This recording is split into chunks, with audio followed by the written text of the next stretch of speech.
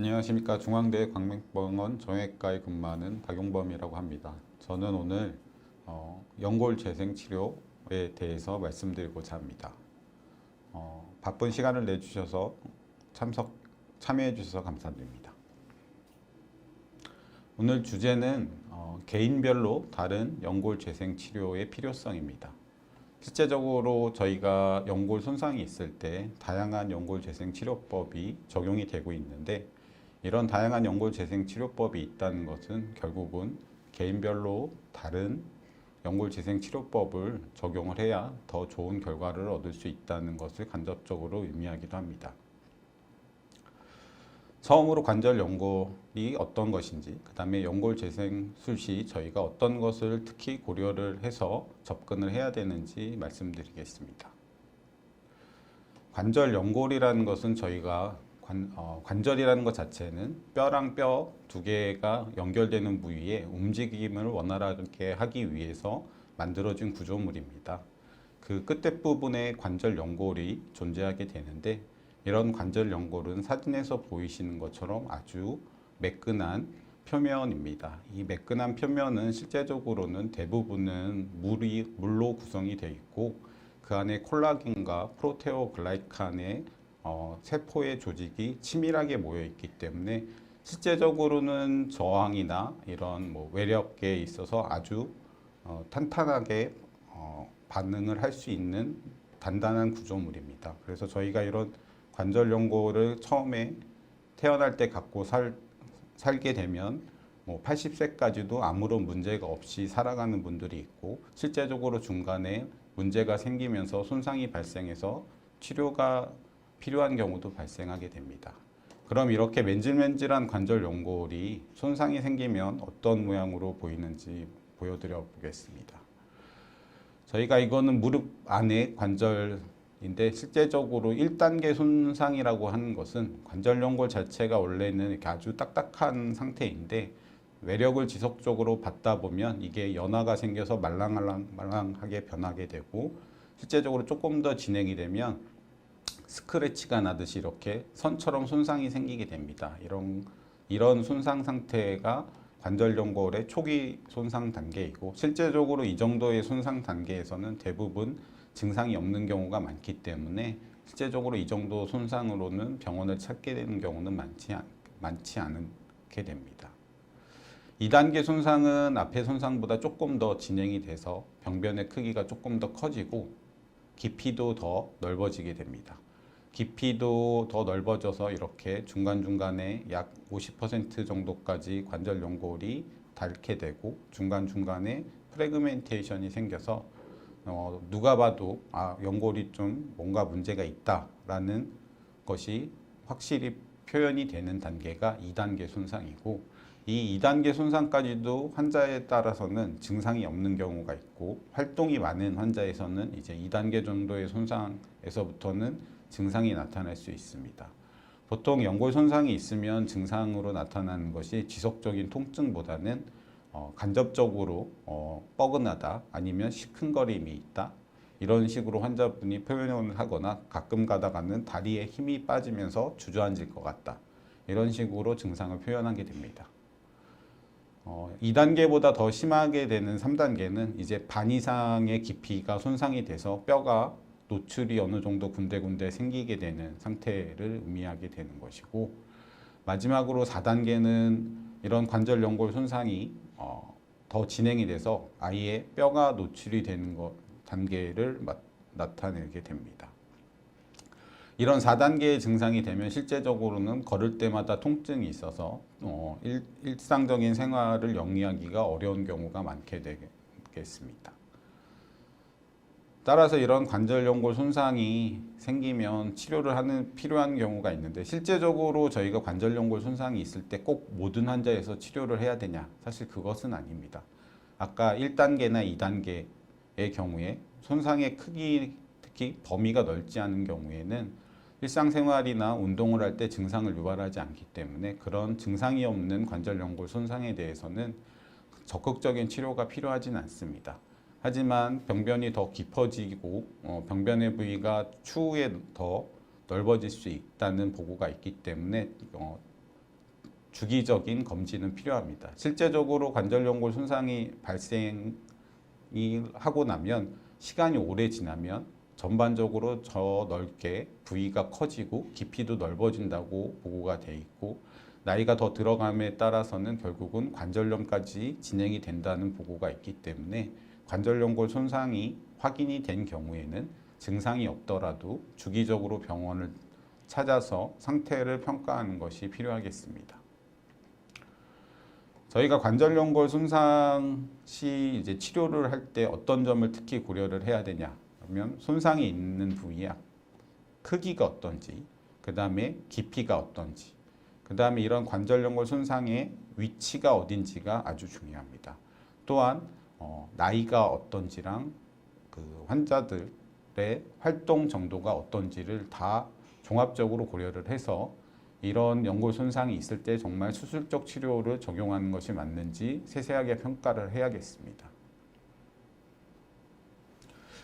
나이를 고려하는 것은 잘 아시겠지만 젊은 나이에는 항상성이 유지가 되기 때문에 손상이 있어도 회복 능력이 어느 정도 있어서 이런 리페어의 프로세스가 잘 유지가 되는 반면에, 결국은 나이가 들게 되면 관절 연골 세포, 그 다음에 모든 주변 조직들이 노화가 생기면 손상에 대해서 회복 능력이 많이 떨어지게 됩니다. 따라서 나이가 있는 경우에 관절 연골 손상이 발생하게 되면 실제적으로 그냥 두어도 치료가 잘 되지 않고, 나이가 정말 많은 경우에는 수술적 치료를 해도 회복이 잘 안 되는 경우가 있어서, 이런 나이는 연골 손상에 있어서 매우 중요한 고려 요소가 되겠습니다.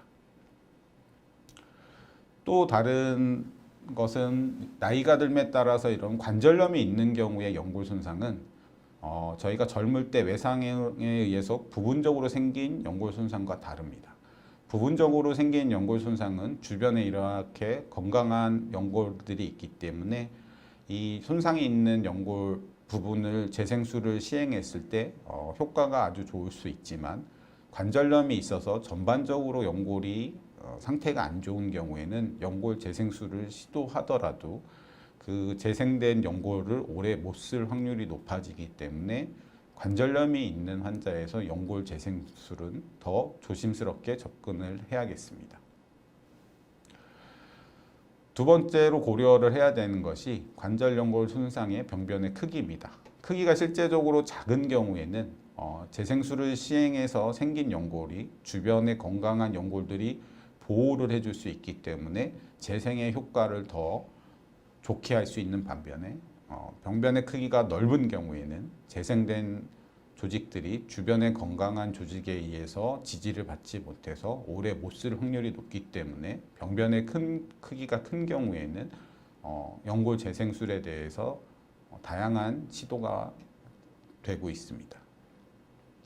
따라서 전 세계적으로 이런 연골 손상이 있을 때 앞에서 말씀드린 어느 부위냐, 병변의 크기가 어떠냐, 작냐, 크냐에 따라서, 그 다음에 환자가 나이가 많냐, 적냐, 액티비티가 어떠냐에 따라서 이렇게 다양한 종류의 연골 재생 수술 방법이 사용이 되고 있습니다.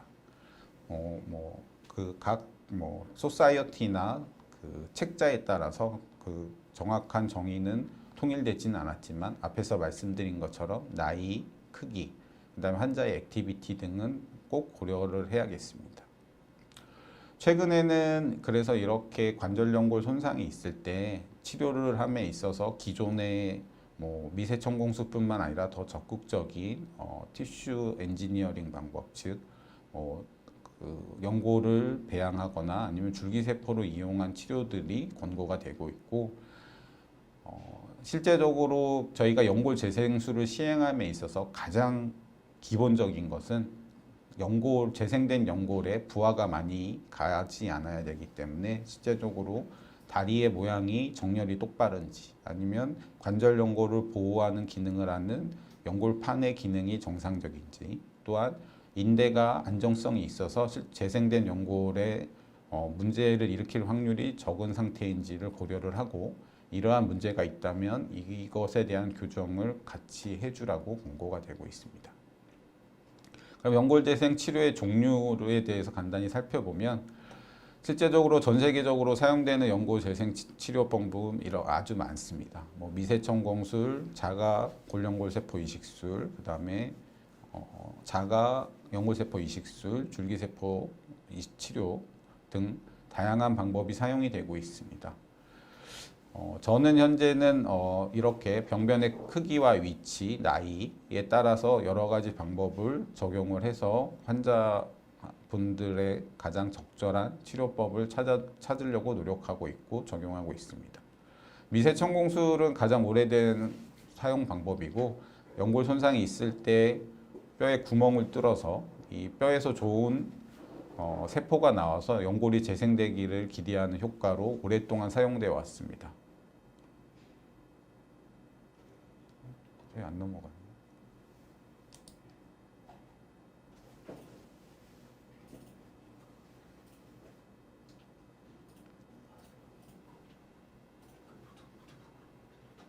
그래서 이거는 실제적으로는 가장 간단한 술식이기 때문에 전 세계적으로 가장 많이 사용되고 있습니다. 하지만 간단한 술식이라서 적용하기 편하다는 장점은 있지만 환자의 나이가 많아지면 결과가 안 좋고 병변의 크기가 커지면 결과가 안 좋고 관절염이 있는 환자에서도 결과가 안 좋다고 알려져 있기 때문에 젊은 환자에서 병변의 크기가 작은 경우에 실제적으로 적용이 많이 되고 있습니다. 그래서 최근에는 이런 미세천공술 방법을 좀 더 보완하기 위해서 과거에 쓰이던 이런 미세천공술의 기구를 더 깊고 얇게 사용하는 방법이 더 효과가 좋다고 해서 이런 방법이 개선이 돼서 최근에 사용이 되고 있고 실제적으로 단순히 미세천공술만으로는 효과가 떨어지기 때문에 이렇게 위에 생긴 블러드 클롯을 더 좋게 유지하기 위해서 이 위에다가 스캐폴드 쪽 지지체를 덮어주는 미세천공술 강화요법이 소개가 되어서 사용이 되고 있고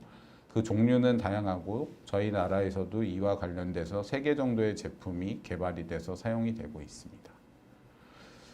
증례를 보시면 49세 여자 환자복, 다리 모양은 약간 정렬은 뉴트럴 얼라인먼트, 또 오다리나 외반 변형이 심하지 않은 정상 무릎에 가까웠고 관절염은 초기 관절염 정도였고 연골 손상은 내측 대퇴가에 약 2제곱cm 정도의 크기가 있었고 이 정도의 관절 연골 손상, 즉 깊이는 약 50% 이상의 연골 손상 3단계고 너비는 크기는 약 2제곱 정도 이내이기 때문에 이 환자에서 사용할 수 있는 방법은 마이크로 프랙처를 하거나 자가 골 연골 이식술이 적절하겠습니다. 그래서 이 환자에서는 자가 연골 세포 이식술이 아닌 미세천공술을 시행을 했습니다. 그래서 변연부를 깔끔하게 다듬어내는 과정이 필요하고 그래서 이 옆에 건강한 연골만을 남겨주고 난 이후에 이 병변 부위에 미세천공을 시행을 하게 됩니다. 그래서 미세천공술을 시행하고 나면 이 미세천공술을 시행한 구멍에서 이렇게 좋은 세포가 나오는 것을 확인하고 수술을 끝내게 됩니다. 근데 미세천공술이 항상 성공하는 것은 아닙니다. 이거는 다른 환자의 케이스인데 미세천공술을 하고 나서도 이렇게 연골이 재생이 되었지만 이렇게 건강하지 않은 상태로 재생이 되는 경우가 있다고 알려져 있고 앞에서 말씀드린 것처럼 나이가 많거나 병변의 크기가 큰 경우에는 따라서 미세천공술은 적절하지 않습니다. 그래서 미세천공술 강화요법을 병변의 크기가 큰 경우에 시행할 수 있다라고 얘기가 되고 있으며 이렇게 앞에와 똑같이 손상이 있을 때 건강한 조직을 두고 미세천공술을 시행하고 난 이후에 지지체 역할을 할 수 있는 이런 스캐폴드를 미세천공술을 시행한 연골 손상 부위에 적용을 해주고 시간이 지나면 젤화가 되어서 꼬독꼬독하게 굳으면 활동 시에도 떨어지지 않기 때문에 더 좋은 효과를 기대할 수 있다고 얘기가 되고 있습니다. 또 다른 환자하고 36세 젊은 환자입니다. 관절염은 당연히 없었고 연골 손상이 있는 상태였고 병변의 크기가 비교적 큰 경우입니다.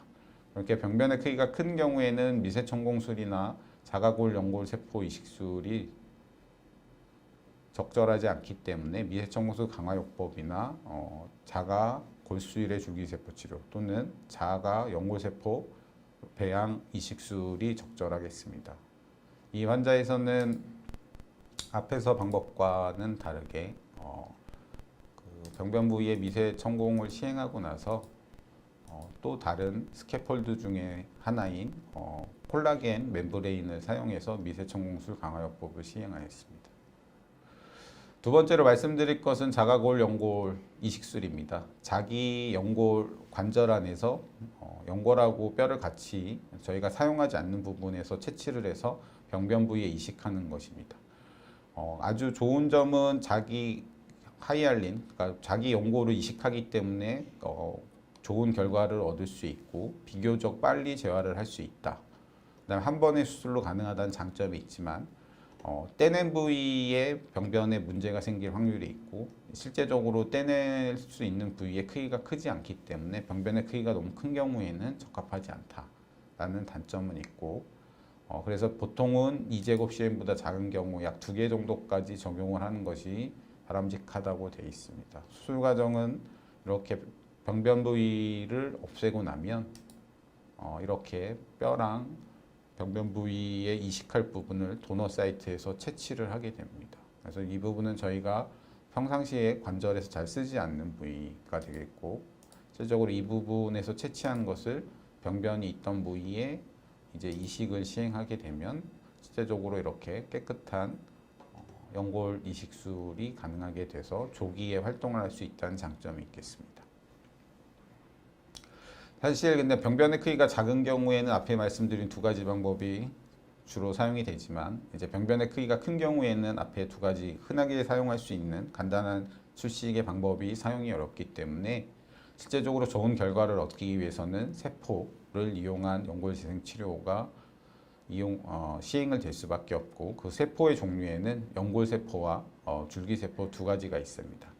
연골세포는 자기의 연골세포를 떼서 외부에서 배양을 해서 6주나 8주 뒤에 병변 부위에 이렇게 이식을 하는 방법이 되겠고 줄기세포는 자기의 줄기세포를 사용해서 바로 시행하거나 또는 남의 줄기세포를 사용해서 할 수 있는 방법이 있겠습니다.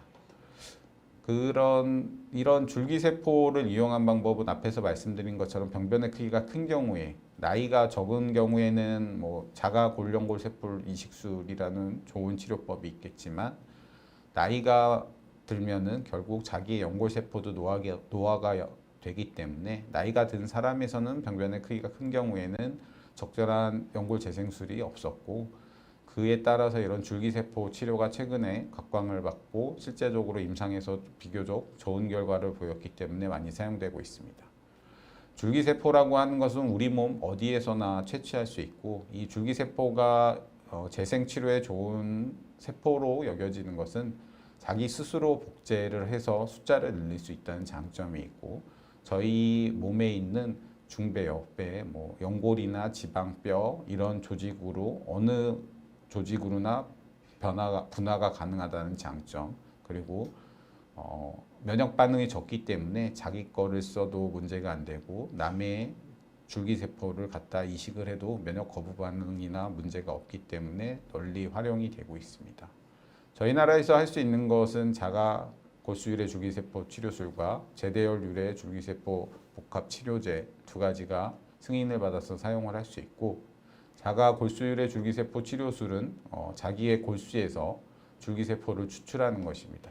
실제적으로 추출할 때 줄기세포의 비율이 아주 높지는 않지만 그런 줄기세포 외에 재생에 도움이 되는 다양한 세포들이 모여 있기 때문에 이런 자가 골수율의 추출물이 재생치료에 좋은 소스가 될 수 있어서 적용이 돼서 사용되고 있고 저희 나라에서는 2012년 이후부터 사용이 되고 있습니다. 하지만 기존의 연구를 바탕으로 했을 때 이런 자가 골수율의 줄기세포도 줄기세포 자체에 있는 세포들의 노화와 연관되어서 50세 이하에서만 아직까지는 사용을 하는 것이 좋겠다라고 얘기가 되고 있습니다. 실제적으로 이런 줄기세포 골수에서 추출한 줄기세포를 지지체를 병변 부위에 이식을 해서 수술적으로 이식을 하는 것이 추천이 되고 케이스를 보시면 37세 남자고 비교적 아주 큰 병변이 있었습니다. 그래서 2제곱보다 큰 경우였고, 그래서 뭐 할 수 있는 방법 중에 이 환자에서는 골수율의 자가 골수율의 줄기세포 치료술을 시행을 했고, 실제적으로 수술방에서 이런 우리의 골반에서 아주 쉽게 이런 자가 골수율의 줄기세포를 위한 골수 추출을 아주 쉽게 할 수 있기 때문에 수술장에서 쉽게 할 수 있다는 장점이 있습니다. 그래서 앞에 수술과 똑같이 병변 부위가 확인이 되면 그 부분의 크기를 확인을 하고 실제적으로 골수 추출로 만들어진 이런 이식물을 병변 부위에 이식을 하고 피브린 글루라는 생체 접착제를 이용해서 병변 부위에 붙이게 되면 치료 과정이 끝나게 되는 것입니다. 마지막으로 줄기세포 치료 중에 제대혈 유래 줄기세포 치료제라는 것이 있습니다. 어릴 때 모여진 제대혈 은행에 보관된 제대혈에서 줄기세포를 추출해서 계대 배양을 해서 치료제로 사용을 하는 것이고, 저희 나라에서는 2012년부터 사용을 할 수 있게 되었습니다. 그래서 실제적으로 병변 부위에 이런 제대혈 유래 줄기세포를 지지체랑 같이 섞어서 수술적으로 이식을 하는 방법을 사용을 할 수 있고, 연령 제한은 없고 관절염이 있는 환자에서도 사용할 수 있다는 장점은 있습니다. 61세로 비교적 많은 나이의 환자였고 관절염이 초기 정도 있었고 병변 부위가 비교적 크고 물렁뼈도 이상이 있는 상태였고, 환자는 큰 수술을 원하지 않고 자기 관절을 살리기 위한 수술을 원했고, 병변의 관절 연골 손상 등을 고려를 해서 이 환자에서는 기존의 방법들이 아닌 줄기세포 치료 방법을 시행을 했습니다. 그래서 줄기세포를 이런 제대혈 유래 줄기세포 치료술도 똑같습니다. 비교적 대부분은 기존의 방법을 사용할 수 없는 경우에 병변의 크기가 비교적 크기 때문에 내시경으로 하는 경우도 있지만 작은 상처를 내서 관절을 열어서 그 부분을 노출을 시켜서 치료를 시행하게 되고, 그래서 병변 부위에 이렇게 줄기세포 이식을 위한 뼈에 준비를 하고 제대혈 유래 줄기세포 이식을 준비를 하면 이렇게 병변 부위에 주사기를 통해서 이식을 하게 됩니다. 이 줄기세포 치료제 자체도 약간은 젤리 형태로 굳기 때문에 수술하고 나서 어느 정도 병변 부위에 유지가 되는 장점은 있습니다. 마지막으로 더 심한 경우에 나이가 비교적 젊고 이렇게 병변이 크고 연골 밑에 뼈에도 이렇게 변화가 있는 심한 연골 손상의 경우에 비교적 병변이 큰 경우, 그다음에 이런 경우에는 저희가 다리 모양 자체가 이 환자 같은 경우는 오다리가 아주 심한 상태였기 때문에 줄기세포 아닌 어떤 연골 재생 치료법을 시행해도 결과가 좋지 않을 가능성이 높기 때문에 앞에서 말씀드린 것처럼 이런 하지 정렬이 좋지 않은 환자에서는 하지 정렬을 곧 바르게 해주는 치료가 우선돼야 됩니다. 그래서 이런 환자에서는 하지 정렬을 똑바로 만드는 수술을 먼저 하거나 아니면 같이 시행을 해서 치료를 하는 것이 적합하겠으며, 수술적 치료로 이렇게 병변 부위에 줄기세포를 이식한 케이스가 되겠습니다. 앞의 내용을 정리하면 실제적으로 가장 중요한 것은 이제 저희 의사들이 각각의 여러 가지 카틸리지 재생치료 방법의 장점과 단점을 잘 알고 있어서 환자의 상태를 잘 평가해서 환자 개별로 이런 나이나 병변의 크기, 위치, 그 다음에 깊이 등을 고려를 해야 되고, 환자의 액티비티, 그 다음에 이런 하지의 관절에 관련된 코모비티, 그러니까 하지 정렬이나 물렁뼈의 상태, 그 다음에 인대의 상태를 잘 고려를 해서 실제적으로 이 환자에서 어떤 연골 재생 치료를 적용을 했을 때 가장 좋은 결과를 얻을 수 있는지를 잘 평가를 해서 적용을 해야겠습니다. 줄기세포 치료가 만능이라고 생각하시는 환자분들이 있지만 실제적으로 앞에서 말씀드린 것처럼 줄기세포 치료도 한 구에게 국한된 큰 연골 손상에는 적용이 될 수 있지만, 관절염이 너무 심하게 진행된 여러 구에게 관절 연골 손상이 있을 때는 이런 줄기세포 치료도 바람직하지 않음을 환자분들도 꼭 알고 계셔야겠습니다. 이걸로 저의 오늘 강의는 마치도록 하겠습니다. 경청해 주셔서 감사합니다.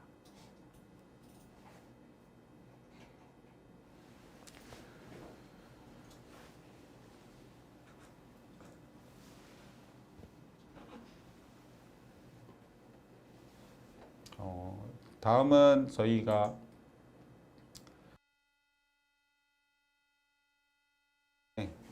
질문에 대해서 말씀을 드리도록 하겠습니다.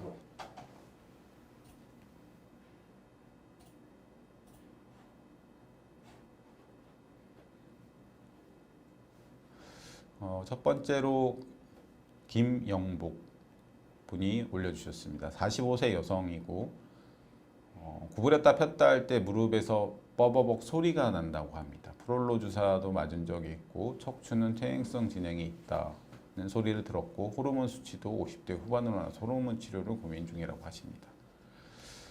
가족들이 인공관절을 하신 분이 많아 걱정입니다. 기대 수명이 길어진 요즘 어떤 치료가 도움이 될까요?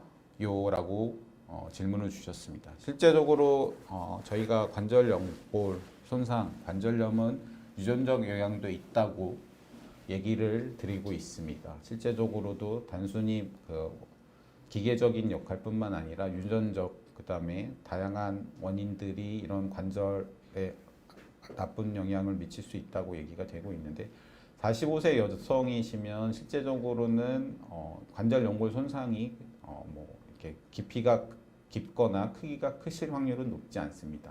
앞에서 말씀드린 것처럼 연골 손상이 크기가 크고 깊이가 있으면 실제적으로 통증뿐만 아니라 무릎의 부종이나 물이 차는 등의 증상이 있을 것이고 이렇게 소리가 나는 것 자체는 통증이나 아니면 어떠한 뭐 체중 변화나 이런 것으로 하지 정렬의 밸런스, 즉 균형이 안 좋아지면 변화가 생기면 소리가 더 많이 날 수 있습니다.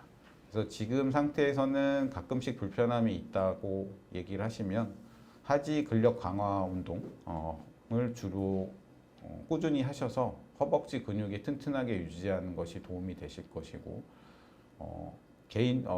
무릎이 조금 불편함이 있으시다면 조깅이나 이런 것보다는 평지를 빨리 걷는 운동이나 자전거를 완전 높여 타는 운동을 하시는 게 좋고 체중 관리를 해서 과체중이 되지 않게 유지하는 것이 가장 중요한 치료, 그러니까 뭐 앞으로 관리하는 것에 가장 중요한 두 가지가 되겠습니다. 그래서 체중 관리, 그다음에 하지의 근력 유지 두 가지가 김영복님한테는 좋은 관리 방법이 될 것 같습니다.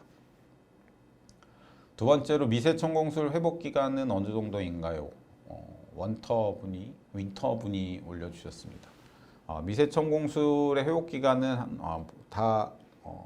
보통 연골 재생술의 회복 기간은 약 3개월의 기간을 최소한으로 봅니다. 그렇다고 3개월 동안에 뭐 비체중 부하 기간이 필요한 것이 아니고 병변의 크기나 위치에 따라서 다르긴 하지만 보통 4에서 8주, 길게는 12주 정도의 비체중 부하 기간이 필요한데 미세천공술은 보통은 4에서 6주 정도의 비체중 부하 기간 이후에 이제 점진적으로 체중 부하를 하고 관절 운동 범위, 그다음에 근력 운동 회복 정도를 봤을 때는 약 3개월 정도 생각하시면 적절하다고 판단이 됩니다. 시골 소녀분이 올려주셨습니다. 불편함이 어느 정도일 때 병원에 가야 할까요? 55세인데 파워워킹으로 운동을 하면 가끔씩 무릎이 시큰거림이 있는데 그런 게 아니고 또 천천히 걷기를 하고 나면 괜찮아져서 병원에 가지는 않았습니다. 걷는 방법이 잘못된 걸까요? 자, 실제적으로 병원에 가야 되는 것은 제가 환자분들한테 얘기할 때는 자고 일어나서도 불편함이 있어서 어떤 운동을 했다. 근데 너무 평상시보다 무리하게 운동을 한 것이 아니라 꾸준히 해오던 운동을 했는데 불편함이 생겼는데 그게 자고 일어나서도 불편함이 있어서 다음날 운동, 다다음날 2, 3일이 지났는데 쉬었는데도 통증이 계속 지속됐거나 그래서 아니면 무릎에 부종이나 뭐가 부은 느낌이 지속된다고 하시면 병원을 찾으시는 게 맞고 시큰거림 자체는 그냥 단순히 이런 관절 연골을 너무 무리하게 써도 올 수 있는 증상입니다. 그래서 앞에서 말씀드린 것처럼 이게 뭐 관절 연골 자체가 뼈처럼 단단한 건 아니기 때문에 외부에서 지속적인 외력이나 부하가 가게 되면 그 영향으로 시큰거림이 발생할 수 있는데, 이 시큰거림이 운동 끝나고 자고 일어나서 괜찮다라고 하시면 굳이 병원을 방문하실 필요는 없고, 병원을 방문하는 것은 실제적으로는 가장 본인이 편하게 갈 수 있는 병원, 가까운 병원부터 다니시는 것이 좋고, 거기에서 뭐 관리를 해서 금방 좋아지시면 큰 병원까지 가실 필요는 없다고 생각합니다. 그래서 큰 병원을 가게 되는 것은 작은 병원에서 치료를 해도 뭐 지속돼서 증상이 좋아지지 않아서 더 검사를 하거나 평가를 해봐야 된다는 경우, 또는 작은 병원의 선생님이 이 정도면 큰 병원을 가보시는 것이 좋겠다라고 권유를 해주시면 큰 병원을 찾으시는 것이 좋겠습니다. 다음으로 윈터 분이 또 질문을 주셨습니다. 줄기세포 연골 재생술 대략적인 금액이 궁금합니다. 이거는 쉽게 대략적으로 말씀드리면, 이게 뭐 줄기세포 치료술이 저희 나라에서 승인받은 게 아까 두 가지가 있다고 말씀을 드렸었습니다. 첫 번째는 자가골수유리의 줄기세포 치료술. 이 자가골수유리의 줄기세포 치료술은 나라에서 정해진 신의료 기술의 법으로, 이 신의료 기술법에 따라 금액이 정해지기 때문에 약 수술과 관련돼서 그런 자가골수유래 줄기세포 치료술만 시행하신다면 약 한 500에서 600만 원 정도의 비용이 발생하게 되실 겁니다.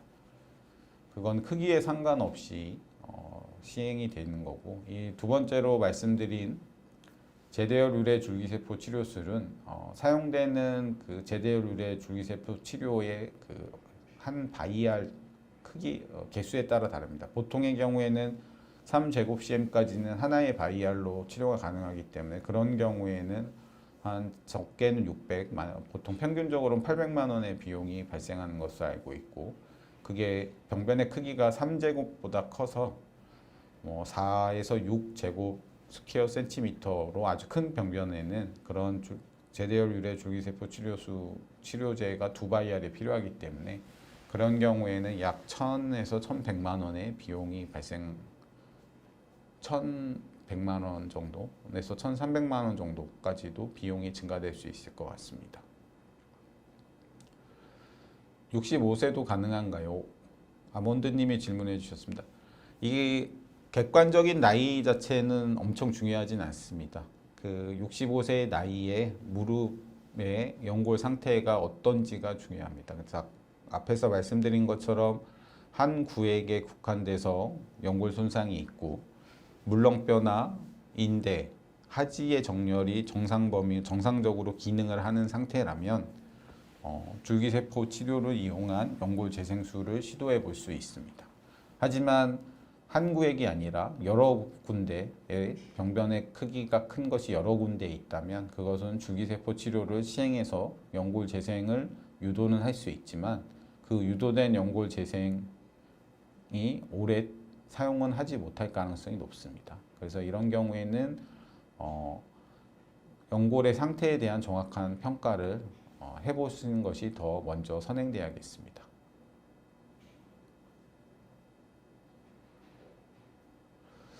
다음으로 이식술 부작용은 없을까요? 윈터님이 또 질문을 주셨습니다. 이식술이라고 말씀하신 것이 아마 앞에서 말씀하신 줄기세포 이식술을 말씀하신 것 같습니다. 근데 줄기세포 자체는 실제적으로 자기 것을 쓰든 남의 것을 쓰든 면역과 관련된 부작용은 없습니다.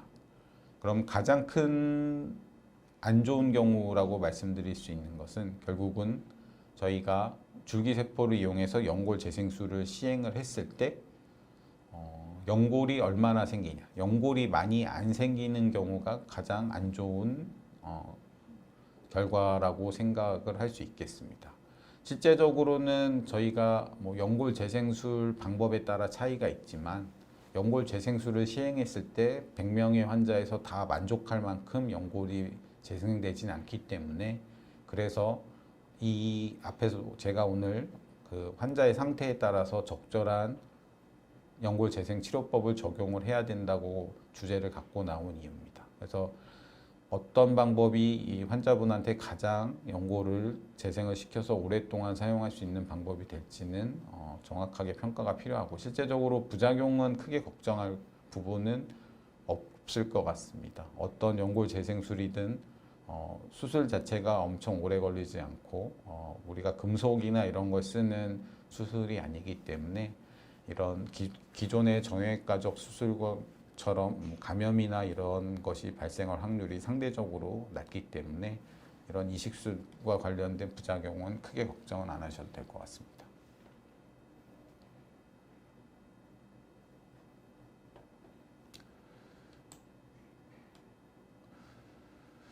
박수정 님이 질문 주셨습니다. 여러 치료 방법이 있는데 일반 정형외과에서도 시술하는 건가요? 아니면 대학병원에서만 저런 다양한 시술을 받을 수 있을까요? 아닙니다. 이런 정형외과의 연골 재생술은 정형외과 트레이닝을 받은 전문의라면 다 어느 정도 시행이 가능합니다. 근데 이제 병원에 따라서 이런 연골 재생술을 많이 적극적으로 시행을 하는 병원이 있고, 이게 실제적으로 연골 재생술을 시행하게 되면 아까도 말씀드린 것처럼 초기에 결과가 좋게 바로 좋은 결과를 보이는 것이 아니라 3에서 6개월, 기계는 1년까지 경과를 보면서 환자분과 같이 상의하면서 이끌고 나갈 수 있어야 되기 때문에, 그런 것을 같이 할 수 있는 의사분들이 주로 이런 연골 재생술을 시행한다고 생각하시면 될 것 같습니다. 그래서 꼭 대학병원에서만 할 수 있는 건 아니고 정형외과 수술하는 병원에서는 시행은 다 할 수 있습니다. 근데 이제 중요한 것은 경험이 많으시고 환자분과 충분한 상의를 해서 수술법을 결정하고 시행하시는 의사 선생님과 상의를 해서 진행하는 것이 좋으실 것 같습니다. 이상진 분이 재생치료 나이 제한이 없을까요? 나이가 들면 재생력이 떨어질 것 같아서요 라고 질문을 주셨는데, 맞습니다. 저희 몸에서 스스로 재생하는 능력은 나이가 들면 재생 능력이 떨어지기 때문에, 젊은 나이에는 여러 가지 방법이 다 제한이 없이 사용이 되지만 나이가 많은 경우에는 이런 재생 치료들은 제한이 생길 수밖에 없습니다. 따라서 그 나이는 아주 중요한 그 고려사항이 될 것이고, 그래서 나이가 많을 경우에는 더 세심하게 평가를 하는 것이 필요합니다.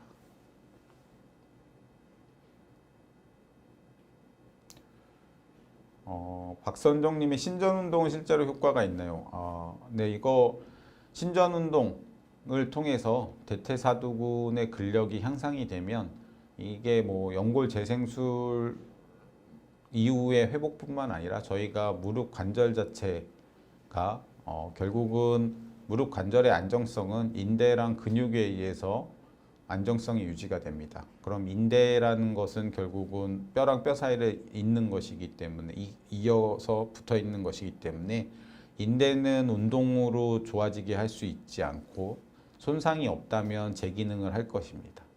근데 근육은 실제적으로 운동을 해서 근육의 양과 기능을 좋게 하면 무릎 자체에 가는 스트레스를 분산시키는 효과를 볼 수 있기 때문에, 이런 신전 운동을 통해서 그러니까 하지 신전 운동을 통해서 대퇴사두근 근력을 강화하면 무릎의 안정성을 좋아지게 할 수 있기 때문에 무릎을 보호하는 데 도움이 많이 됩니다.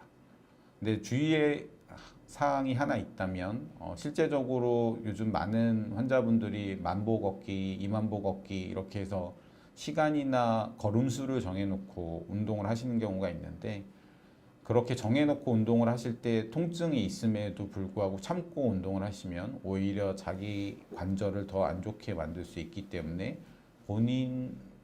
현재 본인의 몸 상태에서 허용할 수 있는 적정한 양의 운동량을 찾아서 꾸준히 하시다 보면 나중에 할 수 있는 양이 점점 늘어나게 됩니다. 그래서 그렇게 적정한 운동량을 찾아서 운동하는 것이 중요하겠습니다.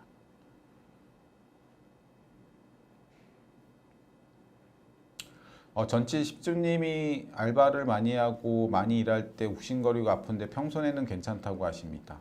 나이가 정밀검사 받아봐야 할까라고 하시는데 나이가 젊으시고 운동을 그러니까 무리한 일을 안 할 때 통증이 거의 없으시다면 굳이 정밀검사를 받으시지 않아도 될 것 같습니다. 이런 경우는 그냥 연골연화증, 즉 연골에 무리가 많이 가서 연골에 그냥 연화가 일시적으로 와서 통증이나 시큰거림이 있을 수 있는 정도이기 때문에 이는 무리를 안 해서 증상이 좋아진다면 굳이 정밀검사를 받으실 필요는 없습니다.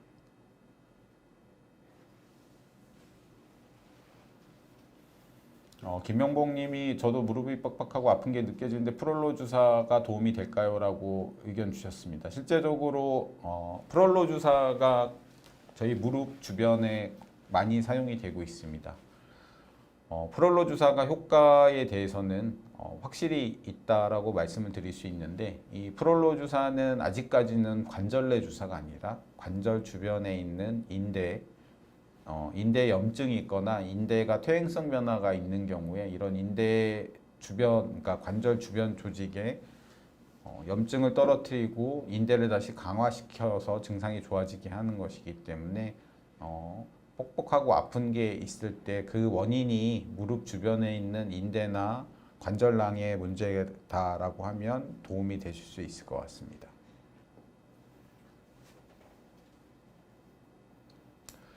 달콤한 남자 서봉철은 엉덩이 주사 잘 맞는데 무릎은 한 번도 맞아본 적이 없어요. 똑같습니다. 저희가 주사 맞을 때 아픈 것은 피부에 있는 감각신경 때문에 아픈 것이기 때문에 피부가 이제 주사 바늘이 뚫릴 때 느끼는 통증입니다.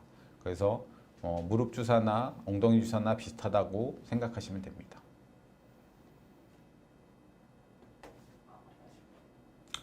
네, 이제 지금 보시면